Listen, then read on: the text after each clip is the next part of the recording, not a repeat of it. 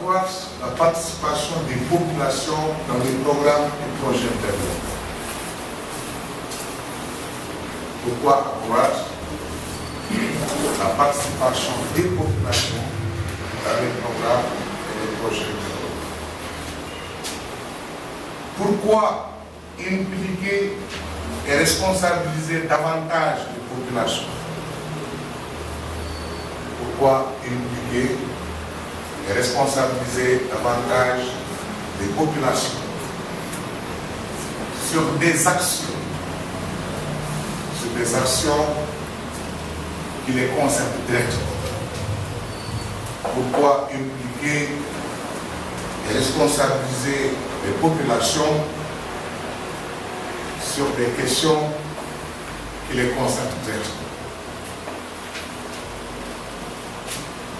Pourquoi dit-on que la qualité des interventions communautaires dépend de la participation des populations? Pourquoi la qualité des interventions communautaires dépend de la participation des populations? En tentant de répondre à ces questions, certainement très simples, nous dirons simplement que c'est parce que les populations doivent être à la base de leur propre changement qu'on les invite dans nos programmes et nos projets comme de véritables acteurs. C'est vrai, c'est parce que les populations doivent être les actrices de leur propre changement, n'est-ce pas, qu'elles doivent être impliquées, responsabilisées, valorisées dans la réalisation des programmes, des projets. Je ne sais pas si vous cernez un peu cela. Est-ce que vous pouvez me changer? Non. Est-ce que je peux vous changer? Non. Je peux me changer. Nous avons utilisé dans nos programmes beaucoup de concepts que je vais énumérer très rapidement. Il y a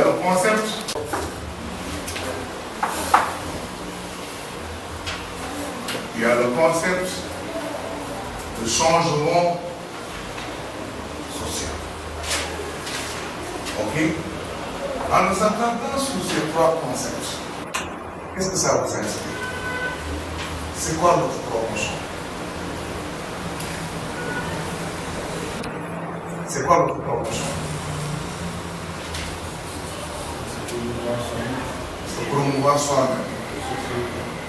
Ouais. Autopromotion. Ça veut dire quoi?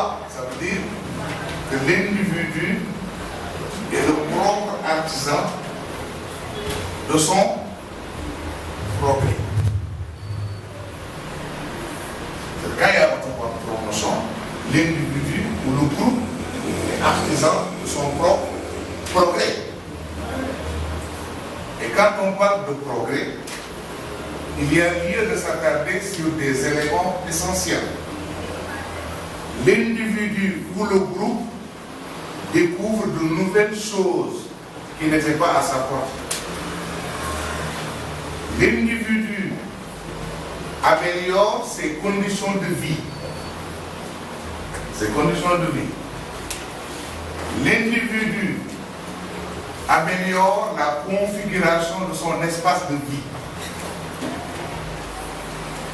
L'individu développe de nouvelles activités économiques. L'individu décide librement de s'instruire, d'organiser les conditions de son accès à la connaissance, au savoir, à l'avoir et au pouvoir. L'individu construit librement les bases de son autonomisation. Il devient autonome.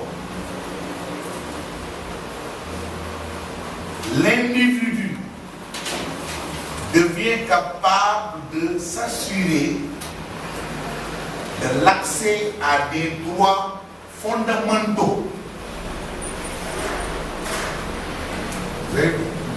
L'individu est capable d'assurer la création de mécanismes propres pour sauvegarder son patrimoine culturel.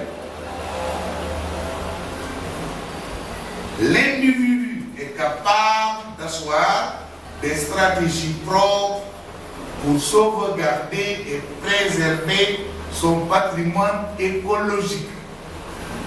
Tout ça, c'est de la promotion.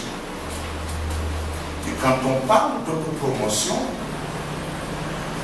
on insiste sur le fait que l'individu qui subit les problèmes, l'individu qui est en face des contraintes, devient capable de générer de manière autonome des solutions. Et là, vous avez vu un peu que c'est ça notre promotion. Et en prenant notre développement, il faut s'attarder sur un fait. C'est quoi? On parle de développement lorsqu'il y a à l'échelle du territoire un dispositif capable d'amener les populations à accéder de manière décente à des services sociaux de base. Ces mêmes individus ou ces populations qui accèdent à des services sociaux de base sont capables de produire de la richesse. En produisant de la richesse, ces populations sont capables de faire face à un ensemble de besoins qu'ils structurent librement pour pouvoir être en mesure d'arriver à réaliser ce qu'on appelle la satisfaction. Il y a aussi un autre élément important. Les individus transforment leur espace de vie, leur territoire, en y mettant des infrastructures, en améliorant le cadre de vie, en améliorant le système d'habitat, en mettant en place un système sécurisé pour ne pas trop aller loin. Ils sont en train de rendre eux-mêmes leur vie beaucoup plus humaine, beaucoup plus sociale. Quand vous êtes dans les théories du développement local, nous allons promouvoir une transformation sociale et économique viable en impliquant, en responsabilisant les acteurs. Et la responsabilisation et l'implication des acteurs devaient produire comme impact l'amélioration de la qualité de vie des populations. Donc ensemble, la vie des populations devient plus humaine et devient plus sociale.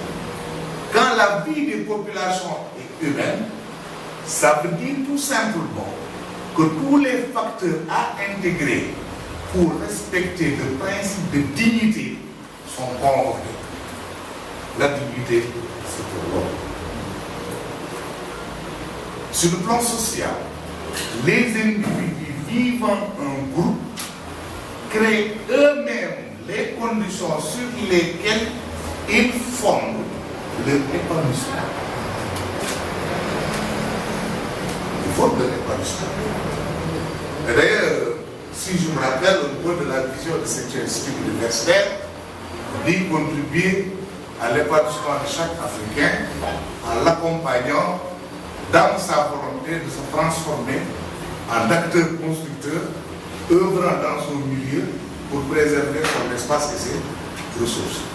C'est-à-dire que l'épanouissement de chaque individu dépend de sa propre volonté de se transformer en acteur. L'acteur, c'est celui qui agit. Constructeur, le constructeur, génère de l'utilité pour les autres. Ici, vous êtes dans la fonction sociale.